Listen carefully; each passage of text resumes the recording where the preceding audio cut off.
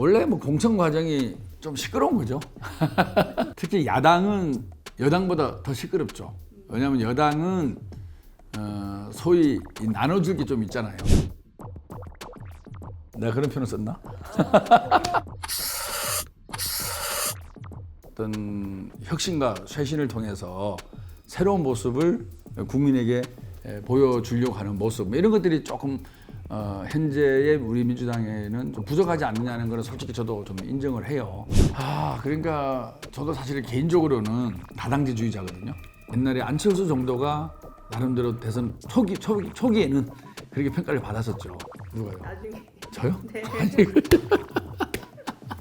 갑자기 뭔 질문이야? 나 이건 내가 전공이 아닌데 뭐라고 얘기해야 되냐? 나 전공이 아니라서. 원래 뭐 공천 과정이 좀 시끄러운 거죠. 특히 야당은 여당보다 더 시끄럽죠. 왜냐하면 여당은 소위 이 나눠주기 좀 있잖아요.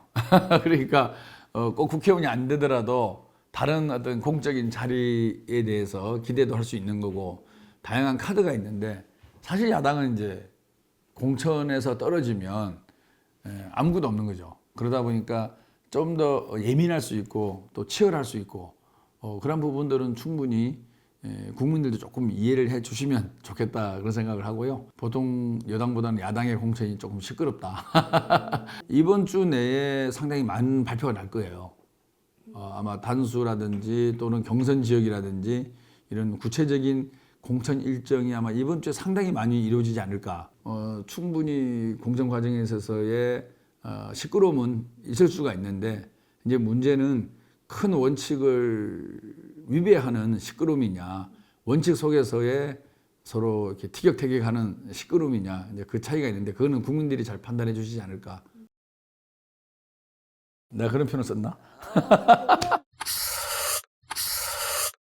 과거에서 보면은 의사결정 과정이 좀 더 투명하고 좀 더 대중적이고 좀 더 많은 사람들의 목소리에 귀를 기울이는 그런 모습, 그리고 뭔가 기득권을 보수 정당보다는 더 많이 내려놓고 더 빨리 내려놓고, 그러면서 기득권보다는 미래에 투자하는 그런 모습, 그리고 어떤 혁신과 쇄신을 통해서 새로운 모습을 국민에게 보여주려고 하는 모습, 이런 것들이 조금 현재의 우리 민주당에는 좀 부족하지 않느냐는 것은 솔직히 저도 좀 인정을 해요. 우리가 제1야당으로서 윤석열 정부를 제대로 견제하고 심판하는 멋있는 대한정당으로서의 모습으로서의 민주당으로 보여야 되는데, 그 부분이 약간 2% 부족한 건 저는 사실이라고 보고요. 제가 이제 3선을 하게 된다 그러면 국토교통위원장을 하고 싶어요.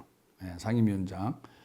국토교통위원장을 해서 신도시 재건축을 제대로 우리 분당을 비롯한 이 노후 계획도시에 안착할 수 있는 설계를 제대로 해 나가야 될 책임과 업무가 주어지는 자리죠. 또 국토교통위원장이 말 그대로 국토만 관련된 게 아니라 교통도 관련된 거거든요.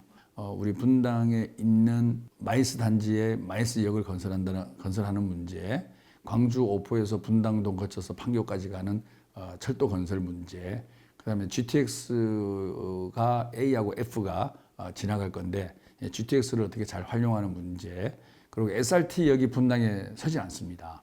이 큰 분당 신도시고 기업이 많이 있는데, 그래서 SRT가 현재의 SRT가 아닌 SRT 노선을 하나 더 추가해서 우리 분당 오리동천역에 정차하게 하는 문제, 이런 등등 교통 체계에 대해서 상당히 할 일이 많이 있습니다. 이 법대로도 재건축이 잘 안 된다 그러면 정말 대한민국이 앞으로 도시 재생에 상당히 큰 걸림돌이 될 거예요. 그래서 어쨌든 반드시 성공시켜야 된다는 생각을 해요. 도시 노후화가 어느 정도 지나가면 이 노후화된 도시를 새로운 도시로 만들어야만이 우리 국민들이 편하게 살 수 있는 거 아니에요. 따라서 재건축은 선택할 문제가 아니라 저는 필수라고 봐요. 주민들의 하나 되는 의지가 제일 중요해요. 제일 중요한 것은 주민들의 합의된 단결된 의지라는 거죠.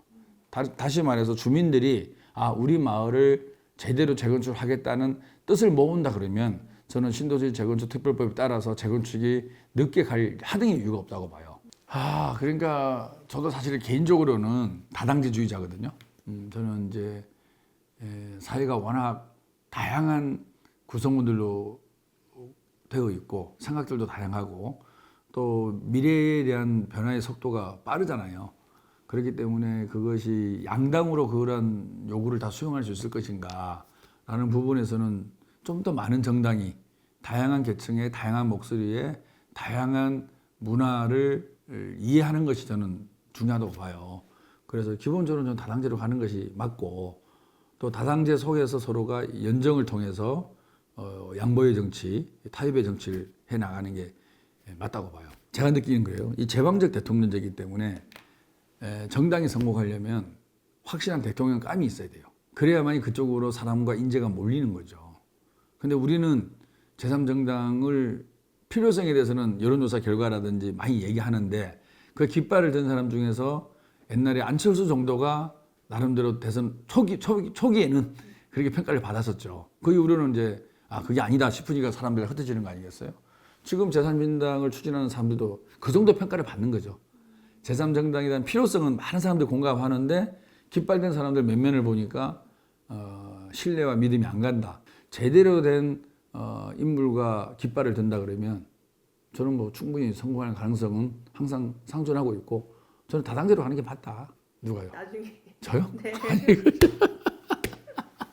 갑자기 뭔 소리야. 제가 주민들 만나보면 정치 불신이 정말 높아요. 옛날에 우리 분당에서 민주당은 진짜 험지였거든요. 제가 명함을 드리면 내 보는 앞에서 명함 찍고 그리고 명함 버리면서 침까지 뱉고 그런 주민들도 있었어요. 옛날에는요. 이분들한테 어떻게 하면 신뢰를 높일 수 있을까? 내가 할 수 있는 방법은 내 것을 내려놓는 거 이상 없잖아요. 남한테 요구하는 거는 요구하고 뭘 제도적으로 만들어야지 결과가 나오는 거고 내 거 내려놓는 거는 내가 하면 되는 거잖아요. 그래서 그때 제가 이제 세비 50% 기부하겠다는 약속을 했었고 그것을 이제 국회에 와서 지킨 거죠. 그러다 보니까 이제 결과적으로 1억이 넘어가서 아나스 클럽 멤버가 됐는데 저는 그냥 정치 불신을 극복하기 위한 내 것을 내려놓겠다라고 공약한 거고 국회의원들이 공약은 하고 안 지킨다 그런 얘기를 하도 많이 하니까 제가 지키는 모습을 보여드리려고 실제로 이제 매월 그렇게 기부를 한 거죠. 그래서 그렇게 된 겁니다. 의원직 내려놓고 제3신당 가고 또 뭐 해야 돼? 저는 이제 민주당 국회의원으로서 8년차 의정을 활동하고 있는데 우리 민주당 의원들 만나보면 반기업적 생각을 가진 분들은 사실 없어요. 과거에 이제 재벌 총수들의 사익 편취 관련된 뉴스가 많았잖아요. 그러니까 민주당이 이제 그런 부분에서 지적을 많이 해온 거죠. 그래서 사실은 기업을 욕한 게 아니라 일탈 행위를 하는 법을 위반하는 총수에 대한 비판인데 국민들이 바라보기에는 그게 그거로 좀 헷갈려 하시는 부분들이 있는 것 같아요. 또 한 측면에는 그런 것도 있을 겁니다. 저희가 이제 공정을 좀 많이 강조를 하죠. 당 내부의 공정과 정의를 상대적으로 성장이라는 단어보다는 이제 공정이라는 단어가 많이 거론되는 게 우리 민주당인데 사실 공정은 성장을 위한 필수적 과정이거든요. 공정하지 않으면 특정 기업이 과점 또는 독점을 한다 그러면 이 과점 기업이나 독점 기업이 내부적으로 혁신을 통해서 성장을 할 생각을 좀 적게 하겠죠. 왜 쉽게 돈을 버니까. 근데 이제 많은 사람들은 공정 그러면 뭔가 성장은 반대하고 성장을 싫어하는 개념으로 생각하는 부분이 있는 건 사실이에요. 공정이란 가치가 갖고 있는 참 의미를 계속 이어나가되 좀 더 성장에도 우리가 관심을 갖는 자세와 정책이 필요하지 않을까. 나 이건 내가 전공이 아닌데 뭐라고 얘기해야 되냐. 전공이 아니라서.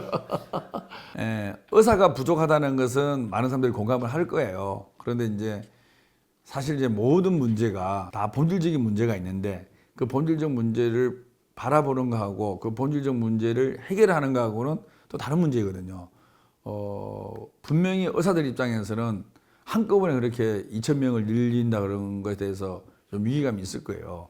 근데 그걸 정부가 분명히 알았음에도 불구하고 나도 잘 모르겠어요. 왜 이렇게 전격적으로 발표를 했는지.